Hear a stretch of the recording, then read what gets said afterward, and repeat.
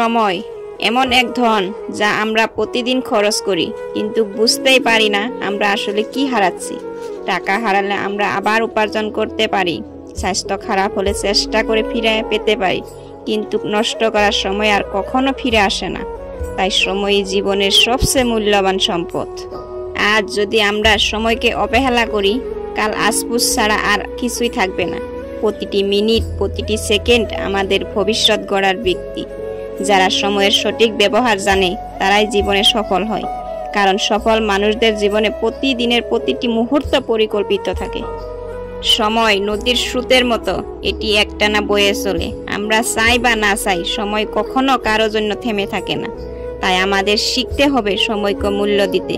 যদি আমরা অলসতা আর দেরিতে অভ্যস্ত হই, তবে জীবন পিছিয়ে পড়বে। কিন্তু যদি আমরা লক্ষ্য স্থির করি, সময়কে সঠিকভাবে কাজে লাগাই, তবে সাফল্য আমাদের পায়ের নিচে আসবেই। মনে রাখবেন, সময়কে সম্মান করলে সময় আপনাকে সম্মান করবে। আজকের পরিশ্রমী আগামী দিনের সুখ।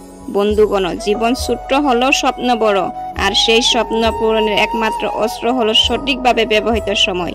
তাই আজ থেকে প্রতিজ্ঞা করুন, এক মুহূর্ত ব্যথা নষ্ট করবেন না, কারণ আপনি যত দ্রুত সময়ের মূল্য বুঝবেন, তত দ্রুত জীবনে সাফল্য আসবে।